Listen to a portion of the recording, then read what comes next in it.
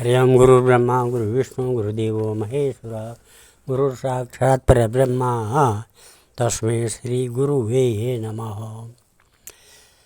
आदौ देवकी देवगर्भजननं गोपीग्रीवर्धनं मायापूतनजेवतापहरणं गोवर्धनो धारणं कंसच्छेदनकौरवादिहननं कुन्तीसुतापालनम्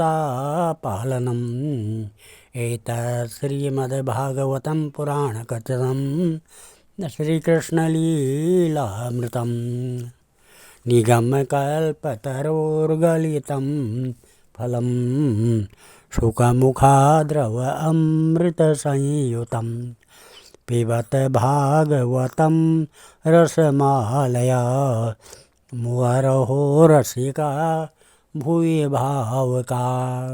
भगवान श्री कृष्णचंद्र नारायण जी के चरण कमलों में नतमस्तक होकर के गुरु श्री वेद व्यास जी, गुरु श्री माधवाश्रम जी, गुरु श्री नारद जी, गुरु श्री सुखदेव जी, गुरु श्री शुद्ध जी के चरण कमलों में नतमस्तक होकर के मैं ये श्रीमद् भागवत महापुराण सप्तम स्कंद के 12वां अध्याय शुरू करने जा रहा हूँ, जिसमें ब्रह्मचर्य और वानप्रस्थ आश्रमों के नियम के बारे में प्रसंग है।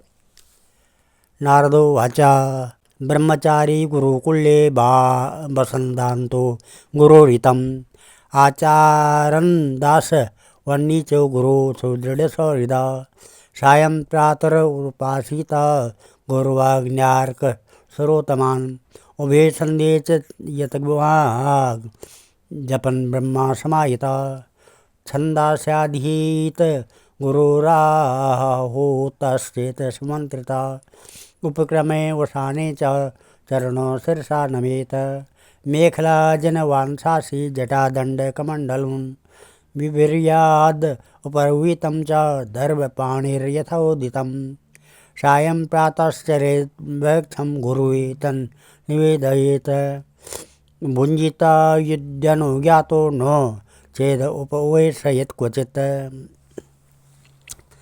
नारद जी कहते हैं, धर्मराज, गुरुकुल में निवास करने वाला ब्रह्मचारी और इंद्रियों को वश में रखकर दास के समान अपने को छोटा माने गुरुदेव के चरणों में सुदृढ़ अनुराग रखे और उनके हित के कार्य करता रहे। सायंकाल और प्रातःकाल गुरु, अग्नि, सूर्य और श्रेष्ठ देवताओं की उपासना करे और मौन होकर एकाग्रता से गायत्री का जप करता हुआ दोनों समय की संध्या करे। गुरुजी जब बुलावें तभी पूर्णतया अनुशासन में रहकर अपने वेदों का स्वाध्याय करे। पाठ के प्रारंभ और अंत में उनके चरणों में सिर टेककर प्रणाम करे। शास्त्र की आज्ञा के अनुसार मेखला, मृगचर्म वस्त्र, जटा, दंड, कमंडलू, यज्ञोपवीत तथा हाथ में कुश धारण करे। सायंकाल और प्रातःकाल भिक्षा मांग कर लावे और उसे गुरुजी को समर्पित करे। वे आज्ञा दें और भोजन करें, और यदि कभी आज्ञा न दें तो उपवास कर लें। इस प्रकार से सुशीलो मित भुग्दक्ष श्रद्धानो जितेन्द्रिय यावदार्थं व्यवहारेत स्त्रीषु स्त्री निर्जितेषु च वर्जेत प्रमदागाथां गृहस्थो बृहद्व्रता इंद्रियाणि प्रमाथीनि हरन्त्यापि यतेर्मना केश प्रसादनोन्मर्दन् अस्नपानाभ्याजनादिकं गुरु स्त्रीभिर्युतातिभ्ये कार्येदानात्मनो युवा नन्वग्नि प्रमदा नाम घृतकुम्भ समापुमान् सुताम् अपेरो जायन् नदा यावद् अर्थकृत कल्पयित्वात्मना यावद् आवासाम् इदमीश्वर द्वैतं तावन्न विरमेत ततो ह्यस विपर्यय एतत्सर्वं गृहस्थस्य समं नातायतैरपि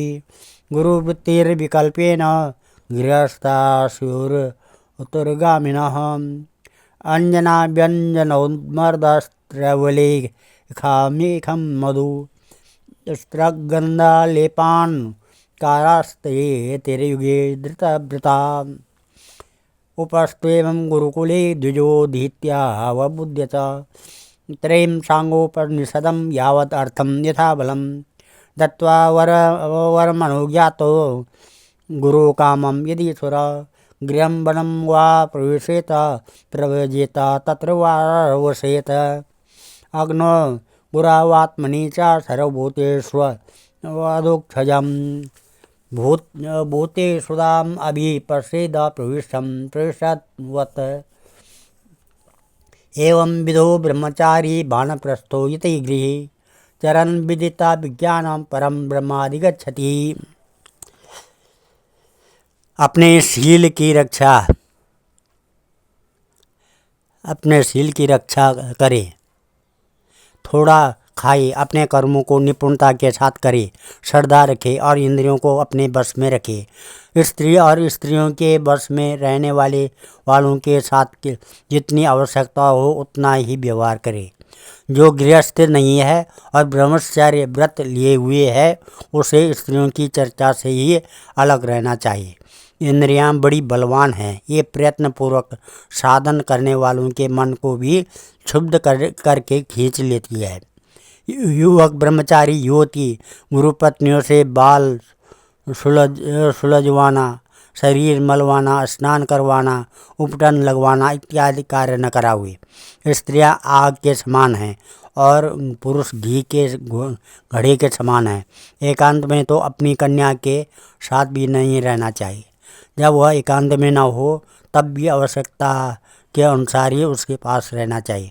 जब तक यह जीव आत्म साक्षात्कार के द्वारा इन देह और इंद्रियों को प्रतीति मात्र निश्चय करके स्वतंत्र नहीं हो जाता तब तक मैं पुरुष हूँ और यह स्त्री है, यह द्वैत नहीं मिटता। और तब तक यह भी निश्चित है कि ऐसे पुरुष यदि स्त्री के संसर्ग में रहेंगे तो उनमें भोग्य बुद्धि हो ही जाएगी। ये सब शील रक्षादि गुण गृहस्थ के लिए और सन्यासी के लिए भी विहित हैं। गृहस्थ के लिए गुरुकुल में रहकर गुरु की सेवा शुश्रूषा वैकल्पिक है, क्योंकि ऋतुगमन के कारण उसे वहाँ से अलग भी होना पड़ता है। जो ब्रह्मचर्य का व्रत धारण करे उन्हें चाहिए कि वे सुरमा या तेल न लगावें, उपटन न मलें, स्त्रियों के चित्र न बनावें, मांस और मद्य से कोई संबंध न रखे, फूलों के हार, इत्र, फुलेल, चंदन और आभूषणों का त्याग कर दें। इस प्रकार गुरुकुल में निवास करके दुजाति को अपनी शक्ति और आवश्यकता के अनुसार वेद, उनके अंग, शिक्षा, कल्प आदि और उपनिषदों का अध्ययन तथा ज्ञान प्राप्त करना चाहिए। फिर यदि सामर्थ्य हो तो गुरु को मोह मांगी दक्षिणा देनी चाहिए।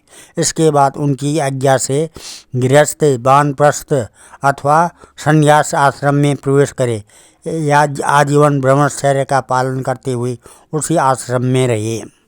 यद्यपि भगवान स्वरूपतः सर्वत्र एक रस स्थित हैं, अतएव उनका कहीं प्रवेश करना या निकलना नहीं हो सकता, फिर भी अग्नि, गुरु, आत्मा और समस्त प्राणियों में अपने आश्रित जीवों के साथ वे विशेष रूप से विराजमान हैं, इसलिए उन पर सदा दृष्टि जमी रहनी चाहिए।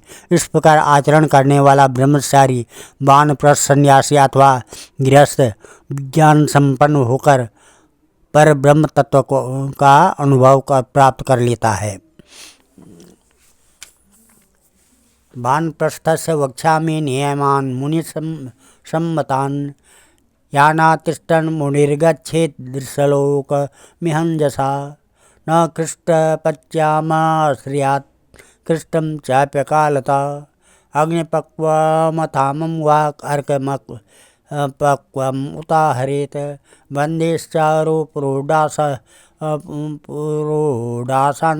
निर्वपेत काल च उद्यतान् लब्धे नवेन वेदनाद्य पुराणं तु परित्यजेत अन्यर्थम एव शरणं मुटजं वाद्रिकान्दरां श्रयेत् हिमवाय अग्नि वर्षाकात् प्रसाट स्वयं केशोरोम नखम अश्रुम मलानि जटलो ददात् कमण्डलध्वनिने दण्ड वल्कल अग्नि परिच्छदान् चरेत् वने द्वादशाब्दानो नष्टो वा चतुरो मुनि द्वायके वा यथा बुद्धिर्न विपद्येत कृतसुतः यदा कल्पाय स्वक्रियायां व्याधिभिर्जरयथवा अन्वीक्षिक्यां वा विद्यायां कुर्याद् दनशनादिकम् आत्माग्निग्रीन् समारूप्य सन्न्यस्याहं ममात्मनां कारणेषु नशेत् सम्यक् संगातं तु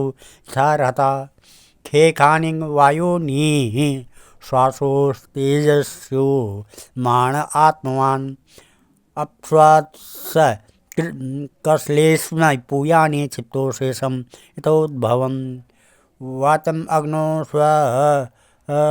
शवक्ताभ्या इन्द्रिये शिल्पं कर्वावपि पदानि गत्वा वयासि रथ्योपस्थं प्रजापतो मृत्योपायो विसर्गं च यथास्थानं विनिर्देशयेत् दिक्षुश्रोत्रं सनादेन स्पर्शं मध्यात्मनि त्वचं रूपाणि चक्षुषा राजन् ज्योतिष्भिः निवेशयेत् अप्सु प्रचेतसां जिह्वा घ्रेया घ्राणं क्षितो न्यसेत मनोरथे चन्द्रे बुद्धिर्बोध्या कोपरि कर्मण्यद्यात्मनं रुद्रे यदहं मता क्रिया सत्त्वेन चित्तं क्षेत्रज्ञे गुणैर्वैकारिकं परे अप्सोच्छेति तमोमपो ज्योतिस्ततो वायो नवश्यमं कूटस्थे तच्च महति तदव्यक्तेक्षरे तत्। इस प्रकार से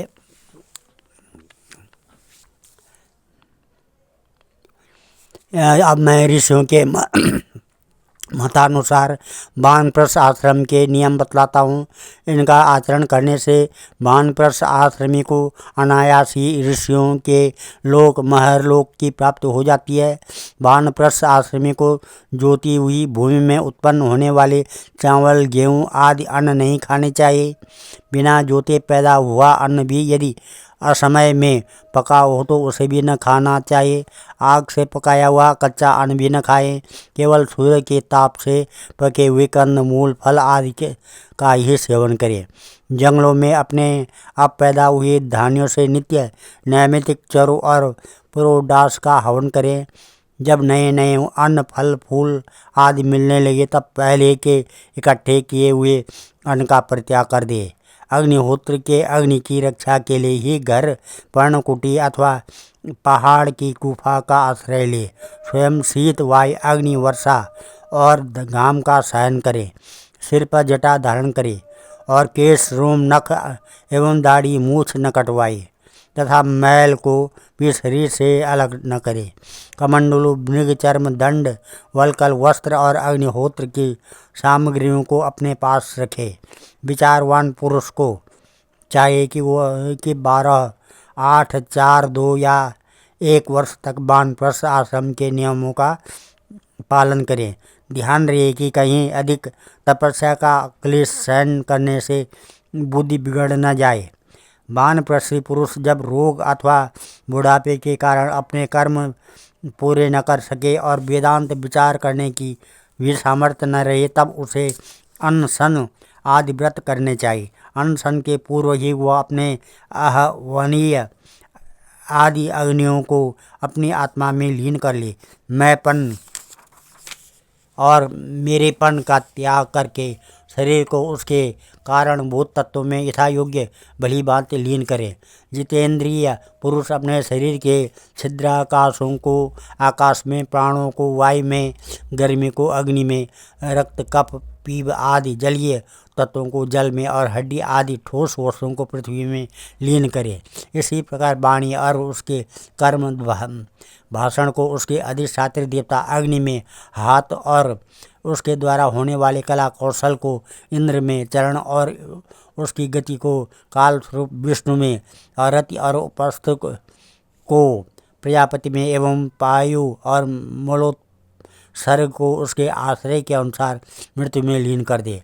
श्रोत्र और उसके द्वारा सुने जाने वाले शब्द को दिशाओं में, स्पर्श और त्वचा को वायु में, नेत्र सहित रूप को ज्योति में, मधुर आदि रस के सहित रसेंद्रिय को जल में और युधिष्ठिर घ्राणेन्द्रिय एवं उसके द्वारा सूंघे जाने वाली गंध को पृथ्वी में लीन कर दिए।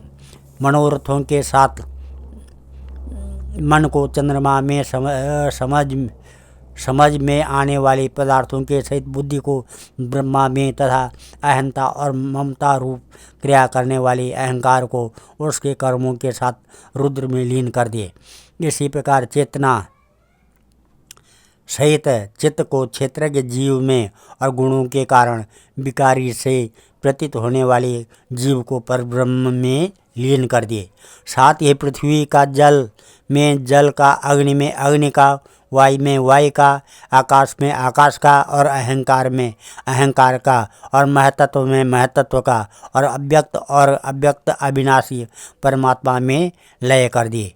इस प्रकार अविनाशी परमात्मा के रूप में अवशिष्ट जो चिद्वस्तु है वह आत्मा है, वह मैं हूँ, यह जानकर अद्वितीय भाव में स्थित हो जाए। जैसे अपने आश्रय काष्ठादि के भस्म हो जाने पर अग्नि शांत होकर अपने स्वरूप में स्थित हो जाता है, वैसे ही वह भी उपरत हो जाए। आज हम इस अध्याय को यहाँ पर समाप्त करते हैं और इस कथा को यहाँ पर विराम देते हैं।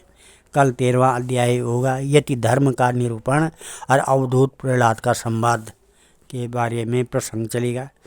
ओम नमः भजे ब्रजे कमंडनम समस्त पाप खंडनम स्वभक्त चित्तरंजनम सदैव नंदनंदनम सुपित्स गुच्छ मस्तकम सुनाद वेणु हस्तकम अनंग रंग सागरम नमामि कृष्ण नागरम मनोज गर्भमोचनम विशाल लोललोचनम विदूत गोपशोचनम नमामि पद्मलोचनम करार बिंदुभूधरम स्मृतावलोक सुंदरम महेंद्र मानधारणम नमामि कृष्ण वारणम कदम्ब शूर्णकुंडलम सुचारुगर्णमंडलम भुजांगनैक बल्लभम नमामि कृष्ण दुर्लभम यशोदया समोदया सगोपया सनंदया युतं सुखैकदायकं नमामि गोपनायकं सदैव पादपङ्कजं मदीयमानसे निजं ददानमुत्तमालकं नमामि नन्दबालकं समस्तदोषशोषणं समस्तलोकपोषणं समस्तगोपमानसं नमामि नन्दलालसा भूभरावतारकं भवाब्धिकर्णधारकं यशोमती किशोरकं नमामि चित्तचोरकं दृगन्तकान्तभङ्गिनं सदा सदालिसंज्ञनं दिने दिने नवं नवं नमामि नन्दसम्भवं गुणाकरं सुखाकरं कृपाकरं कृपापरं सुरद्वशीनिकन्दनं नमामि गोपनन्दनं नवीनगोपनागरं नवीनकेलिलम्पटं नमामि मेघसुन्दरं तडित्प्रवालसत्पटं समस्तगोपनन्दनं हृदम्बुजैकमोदनं नमामि कुञ्जमध्यगं प्रसन्नभानुशोभनं निकामकामदायकं च दिगन्तचारुसायकं रसालवेणुगायकं नमामि कुञ्जनायकं विदग्धगोपिका मनोज्ञतल्पसायनं नमामि कुञ्जकानने प्रबुद्धिवन्निपाणीयं किशोरकान्तिरञ्जितं दृगजनं सुशोभितं गजेन्द्रमोक्षकारणं नमामि श्रीविहारणं यदा तदा यथा तथा तथैव कृष्णसत्कथा मया सदैव गीयतां तथा कृपा विधीयतां प्रमाणिकाष्टकद्वयं जपतदित्यय पुमान् भवेत् नन्दनन्दने भवे भुवेषु भक्तिमान् अहं ध्येयं सदा परिभवग्नमविष्टदोहं तीर्थात् पदं शिवविरञ्जनुतं शरण्यं भृत्यात्यहं प्रणतपालभवाब्धिपूतं वन्दे महापुरुषते चरणारविन्दं। सर्वे भवन्तु सुखिनः, सर्वे सन्तु निरामया, सर्वे भद्राणि पश्यन्तु, मा कश्चित् दुःखभाग् भवेत्। धन्यवाद।